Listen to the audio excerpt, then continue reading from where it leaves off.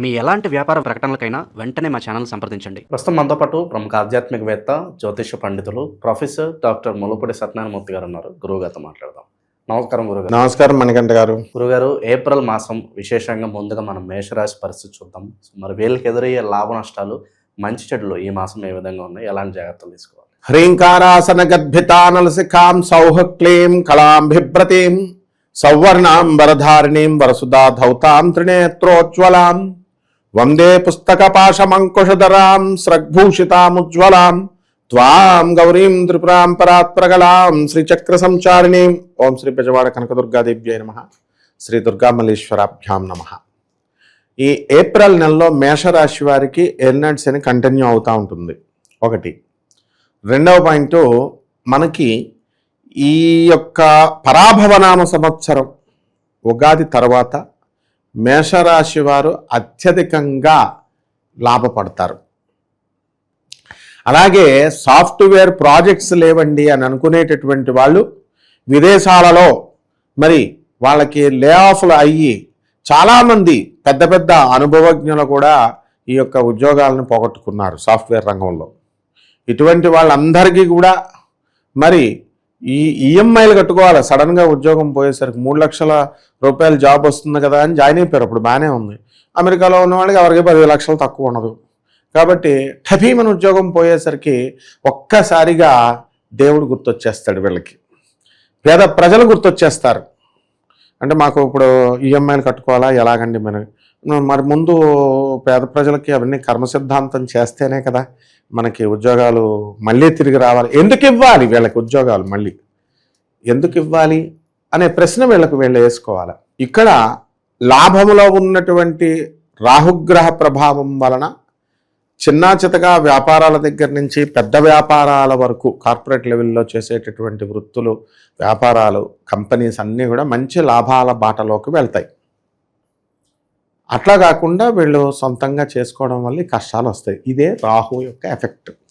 శని వక్రించి మరి వాటితో పాటు శుక్ర, బుధ, కుజగ్రహాలన్నీ కూడా రవితో సహా మనకి ఏప్రిల్ 14వ తేదీ వరకు మీనరాశిలో ఉన్నారు.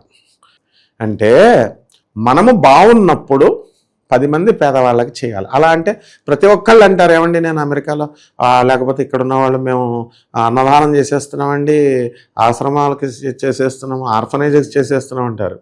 కానీ వీళ్ళు లిటరల్గా చెప్పాలంటే మరి కరెక్ట్గా కన్సర్న్డ్ పర్సన్, ఎవరైతే క్వాలిఫైడ్ పర్సన్ దగ్గరికి వెళ్ళి జాతకం అనేటటువంటిది చెప్పించుకుంటే ఈ ప్రాబ్లమ్స్ కరెక్ట్ రెమెడీ చెప్తారు. పెట్టుబడుల పరంగా ఎలాంటి సూచనలు ఇస్తారు గురువుగారు వీళ్ళకి?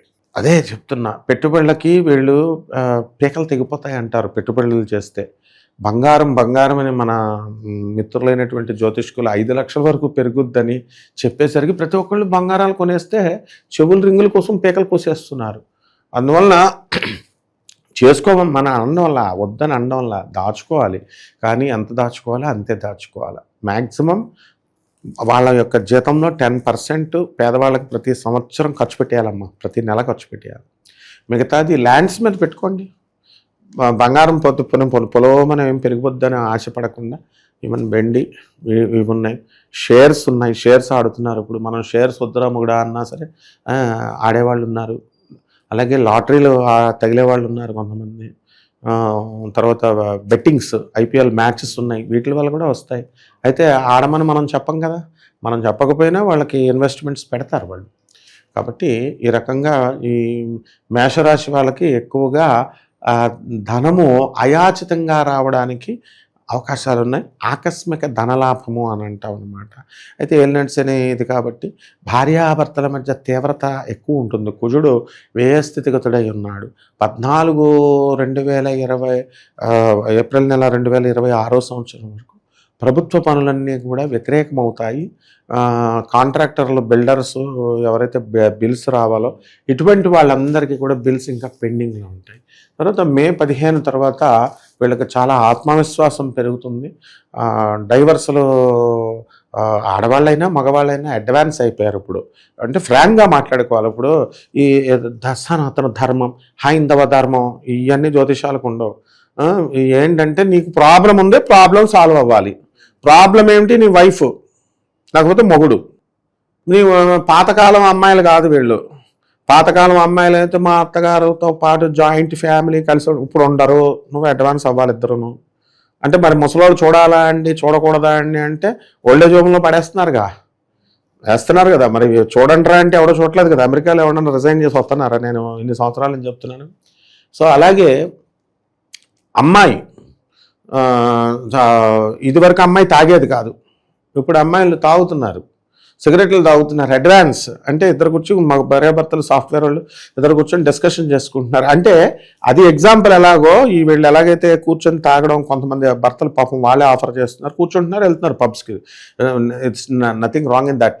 అంటే ఈ వీటిల్లో నువ్వు ఎలాగైతే కోఆపరేషన్ చేసుకొని అడ్వాన్స్మెంట్ అనేది వచ్చిందో నీ మైండ్ కూడా మిగతా విషయాల్లో కూడా అడ్వాన్స్ అవ్వాలన్నమాట. వీళ్ళు అడ్వాన్స్ అయినప్పుడు వీళ్ళకి భార్యాభర్తల మధ్య ప్రాబ్లమ్స్ రావు.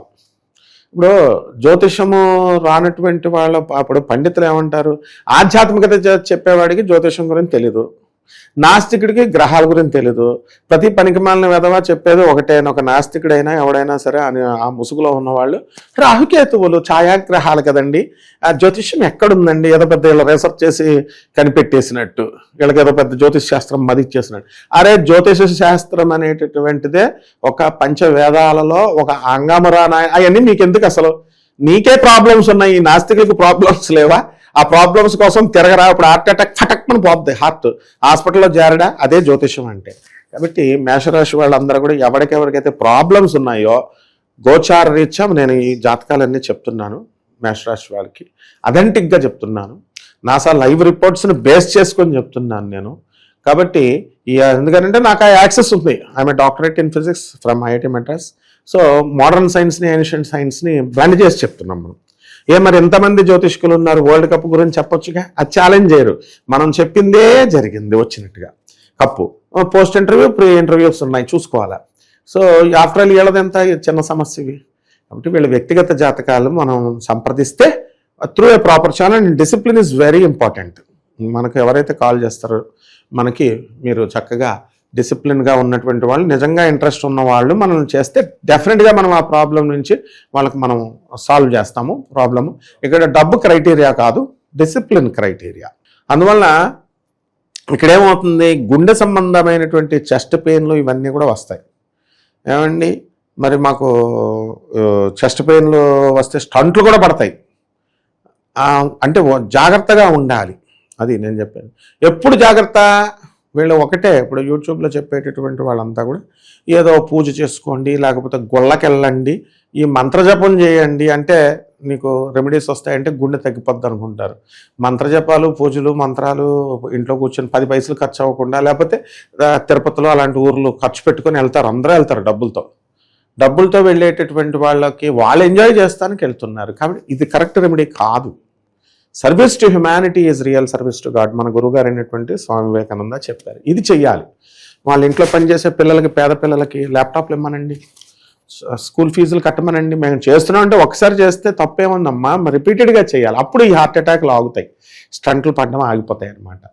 సో ఈ రైతుల్ని తీసుకున్నప్పుడు వాళ్ళ పరిస్థితి కూడా బాగుంటుంది. తర్వాత ఈ యొక్క అక్టోబర్ నెల 2026వ సంవత్సరం అనేది ఎప్పుడుకో ఉంది కాబట్టి, ఇప్పుడు ప్రజెంట్ ఇంకా మనం ఏప్రిల్లోనే ఉన్నాం కాబట్టి అసలు తృతీయ స్థితిగతుడైనటువంటి యొక్క గురుగ్రహ ప్రభావం వలన వీళ్ళకి ధైర్యం అనేటటువంటిది ఉంటుంది. మొండి వాదన, మొండి ధైర్యము, సోదరులకి అక్కా చెల్లెళ్ళ పైన ప్రీతి, వాళ్ళ పిల్లల్ని పైకి తీసుకురావడం. వీళ్ళ సొంత పిల్లల్ని తీసుకురారు, వీళ్ళు అక్కా చెల్లెల పిల్లల గురించి ఆలోచిస్తారనమాట. అటువంటి వాళ్ళు కూడా ఉన్నారు ఇంకా. సో నో ప్రాబ్లం, చేయొచ్చు, సొంత పిల్లలకి చేయాలిగా. మరి సొంత పిల్లలకి చేయాల్సి వచ్చినప్పుడు మరి ఇటు పేదవాళ్ళకు కూడా చేయాలిగా. సో ఈ రకంగా ఈ యొక్క ఖర్చు అనేటటువంటిది అధికంగా ఉంటుంది. బంధుమిత్రులందరూ కూడా వీళ్ళ యొక్క విందు వినోద కార్యక్రమాల్లో పాల్గొని ఇక వీళ్ళకి ఎటువంటి పరిహారాలు చేసుకుంటే బాగుంటుంది అంటారు గురుగారు? పరిహారాలు అంటూ ఉండవమ్మా. పరిహారాలు only service to humanity is real service to God. Swami Vivekananda literature, Ramana Maharshi literature, వాళ్ళ ఆశయాలు వాళ్ళ చదవడమే నిజమైన పరిహారాలు. అలా చెప్తున్న వీడియోలు ఎవడో చూడడం. కాబట్టి నేను కూడా అందరిలాగే చెట్టు పుట్ట తిరగమని చెప్పాలి. కాబట్టి వీళ్ళు ఏంటంటే రావి చెట్టు చుట్టూ తిరగాలమ్మా, దేవతా వృక్షాలు కాబట్టి, ఏలినట్స్ కాబట్టి. రావి చెట్టు చుట్టూ 108 సార్లు ఓం శనేశ్వరాయ నమః అంటూ తిరగాలి. తర్వాత రావి చెట్టుకు నీళ్ళు అట్లీస్ట్ నీళ్లు పోయాలి. స్పూన్ నీళ్ళు, ఎంత రావి చెంబు నీళ్లు కాదు, మంచిగా వాటర్ 2-3 బకెట్ల నీళ్లు పోయాలి. ఆ తర్వాత చక్కగా ఈ యొక్క శనీశ్వరుడికి అసలు దానం చెప్పాలని కూడా భయం వేస్తుంది నాకు. కిలోంపావు దానం పాతకాలం వీడియోల్లో ఏదో కొంతమంది తయారనమాట, దానాలు చేయమని చెప్పేస్తున్నారు, ఏదో పెద్ద ఏదో చేస్తున్నట్టు. అందువలన help the poor, help the needy, వీళ్ళకి పేదవారికి చక్కగా చేసుకోవాలి. అండ్ 7 శనివారాల వ్రతం అని ఒక వ్రతం వచ్చింది, ఇప్పుడు ట్రెండింగ్లో ఉంది ఆ వ్రతం. వెంకటేశ్వర స్వామి ఎలాగానే ఇలా ఇచ్చేస్తున్నాడు, అందరూ ఇక్కడ చేసేసుకోవడం, తిరుపతి వెళ్తున్నారు. అందువల్ల ఆ వ్రతం చేసుకోవచ్చు. 7 శనివారాలు వాడపల్లికి వెళుతున్నారు.